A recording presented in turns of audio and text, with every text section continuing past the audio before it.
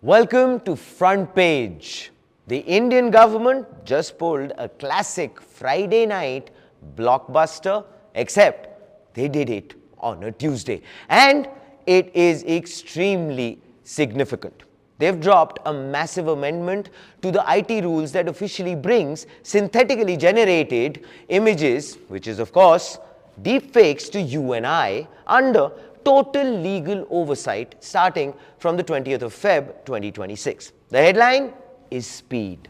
Platforms now have just 3 hours to yank down illegal content and a very hard-stopping 2 hours for sensitive material like non-consensual deepfakes. If big tech misses that window, they lose their safe harbor protection, which basically means they stop being just the postman and start being legally liable for the letter, which is a polite way of saying that the government is finally holding a gun to the head of the Silicon Valley server rooms. And joining me today is Kanishk Singh, our associate editor, who is going to be joining us for the very first time on Front Page. So I'm very, very excited to deep dive into this conversation because I believe it is definitely extremely important for our digital safety. Welcome to Front Page, Kanishk. How are you doing? Thank you for having me here. I'm doing great.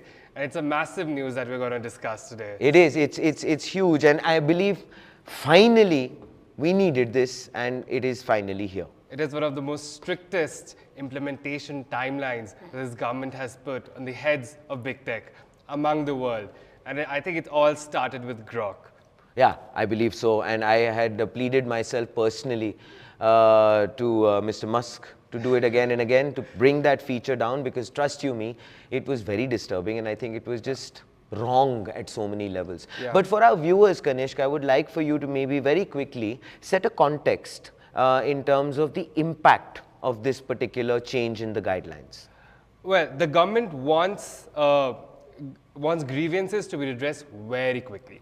Now, the previous IT rules specified that the big tech firms or social media firms, what this government calls significant social media intermediaries, sure, they had 24 to 36 hours to comply with any user grievances. Now, that timeline has been shortened to 2 to 3 hours. By the way, that is something which I want you to please clarify as the expert, because there is a little bit of a confusion. Yes. There is something about the acknowledgement, and then there is the actual, which is the taking down of the content, which is the not needed content. So clarify maybe. So the government wants that within 2 hours, social media companies acknowledge that any user complaint or any grievances have been, they acknowledge that the grievance exists, right? At the same time, if that grievance is serious, deepfakes of sexual nature, sure, which are defamatory, those need to be taken down within 2 hours itself. Yeah, because I mean, that is definitely very unnerving, because children are involved, women are involved at large, and it's just, yeah, fair, makes sense. And for all other complaints, it's 3 hours. Okay. So that's where the 2 to 3 hours timeline comes into picture. But with this particular amendment to the rules, basically what the government says is that the social media companies really need to be on their feet. Sure. And whether or not humans are involved in this process, because 2 to 3 hour timeline. Yeah, it's like, wow. Yeah, it's not at all feasible for humans involved in the process to actually verify whether an image is AI generated or not, check their metadata, etc. Let me add to that, Kanishk. This is a mystery to me. I kind of made a point for you to maybe unravel. The rules mandate permanent metadata to trace an AI file's origin. Yeah. Fair? In a world where, well, pretty much WhatsApp forward strip metadata faster than, I had written this down specially for you, faster than a politician strips a campaign promise. Like that. So how the technical feasibility is what I was trying to understand. I believe that is what you were alluding to.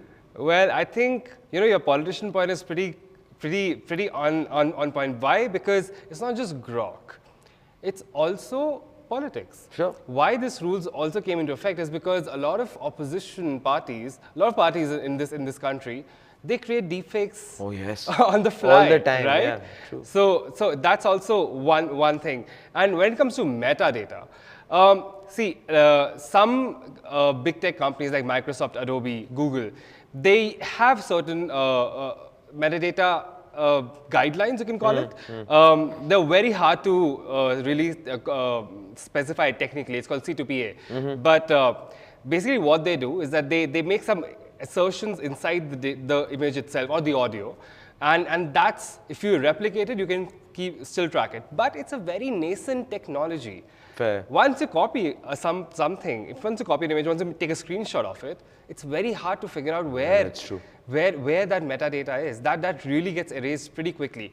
Although now what this government wants is a permanent chain of provenance. What does that mean? Is that one image needs to have a permanent tracker, okay. even if it's copied. Right. Elsewhere, if in any way, it should have that particular marker itself. Is it possible? Yes.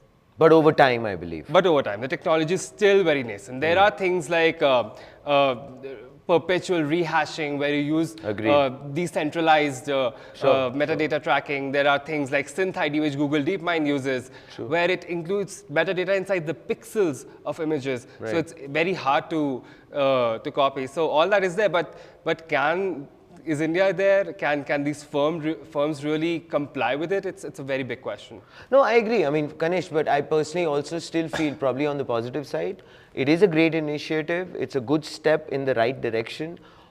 Although, yes, I understand the fact that administratively, or for that matter, the technical implementation of it might take time.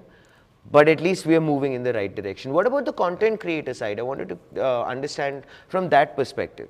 From a creative person's point of view, somebody who's doing his work, who's brilliant at doing it, is innocent, is not wanting to get into any kind of shenanigans. What does it do to that entire community? Well, now a lot of these content creators, a lot of them use AI-generated images. There are entire video channels. Yes. I think Bandar Apna Dost is one Let's very not famous please example. remind me of Bandar Apna Dost. But it earned 38 crores. That scarred me, man.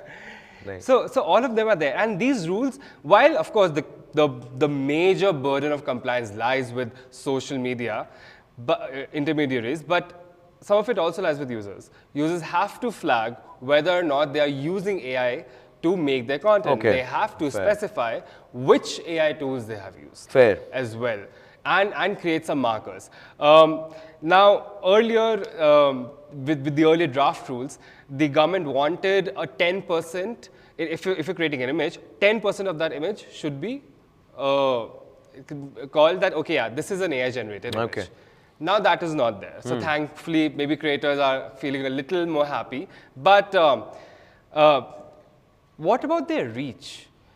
If they're creating AI-generated images, if they are easily traceable, so their reach can also be limited as opposed to original content. Okay. So that's a very big hang when it comes to content creators, whether or not to use social AI-generated content. But fair, I mean, if they're above board, I believe, then it's okay, man. Then it's fine. But of course, hopefully the reach of Bandar Apna Dost does get limited. Anyway, on that note, I have to talk to you about this, the safe harbor nuclear option, right? I want to understand that when we are talking about the safe harbor, as I had mentioned at the top while I was setting the context, the big tech companies, they end up losing that safe harbor if they are not following the rules to the T. What do you think it's going to be as far as they are concerned? Because then they become legally liable. Absolutely. Just to explain all that, yeah, please. Just to dumb it down completely. If I am suppose a published author, right? If I published a book, and if you were saying you wanted to dumb it down because of Bandar Apna Dost. Just checking. And if I publish a book, and if you don't like what I've written, you can't sue my publisher. Yeah, because publishers are in a safe harbor, right? That's the same goes for social media companies. They're not liable for user-generated content, but if they don't follow these rules, now it's such a gray area. How to what extent don't they follow these rules? Are there exceptions to this? It's not specified. Yeah, also, will it hold in a court of law? I don't think so.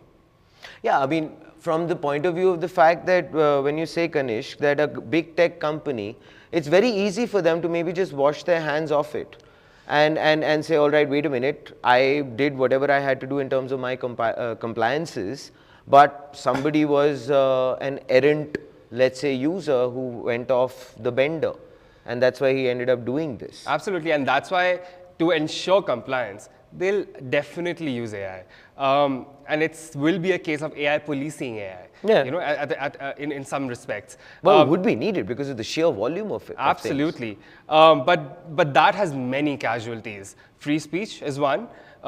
Because if you want a 2-hour to 3-hour window Right.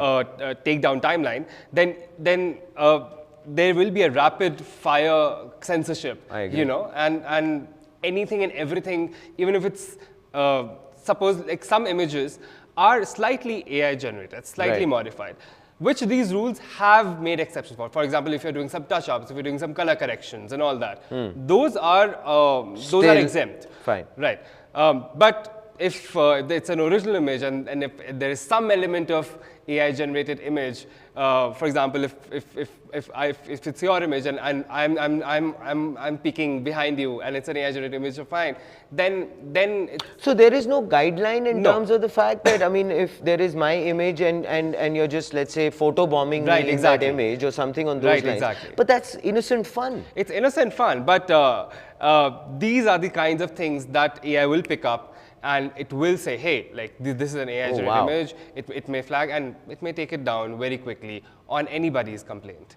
Man, Kanish, that then definitely opens up the floodgates because that's the age-old theory about the fact that the wheat kind of gets thrashed with the husk. Right. It's very expansive. The timelines are very narrow, and I think that over time this may be modified a little. But the lawyers are going to have a field day for sure. Yeah, I mean, lawyers are gonna earn a lot. Yeah, Maybe there'll be yeah. some AI lawyers too. I don't know. But yeah, but definitely that opens up, the doors as far as they are concerned because Absolutely. people can just have very short tempers and they can immediately just start filing out petitions. Yeah, there are lawyers may earn.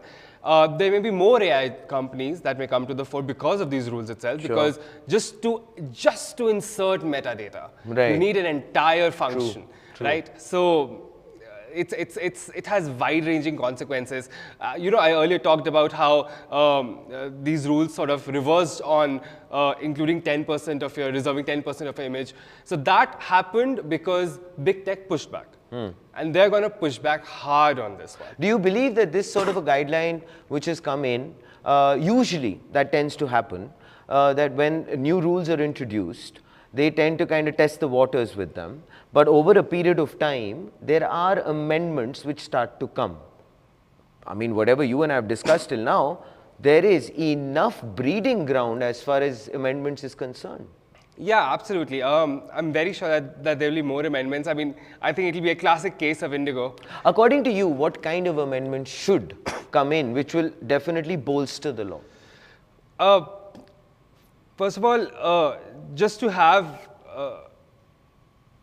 AI-generated metadata, sorry, AI-generated metadata and having that, maybe have little more stringent, little more structure to how to add those metadata and standardize the process across all media. Okay. For example, if it's an audio, of course that will be separate. But to standardize something like that, because right now it's very nuanced, it's very True, nascent, understand. And it's very diversified. Secondly, if you're having a 2 to 3 hour timeline, basically Right. the idea is defamation, right? Sure. We don't want sexually explicit images, deepfakes of women or anybody Absolutely. else, right? But at the same time, any counter to that, any grievance redressal to that should also be as quick. While with the new rules, the addressal system the timeline has been reduced. Earlier it was 15 days, now it's 7. But 2 hours versus 7 days. Yeah, fair enough, yawning gap. Right. I see your point, Kanish. So I guess amendments will definitely be on the fly, I believe, which will give probably a little more balance to things. And of course, this is what I feel I would like to share with you as the front page take. The government just turned social media moderation from a check it later hobby into a real-time game of digital whack-a-mole by slashing takedown times to 2 hours. India isn't just asking for better tech. They're actually telling big tech to either build well, filter or prepare to see their lawyers in court more often, as we just mentioned, than their engineers see sunlight. That, of course, ladies and gentlemen, is front page. And as always, I would like for you to say, think AI, am.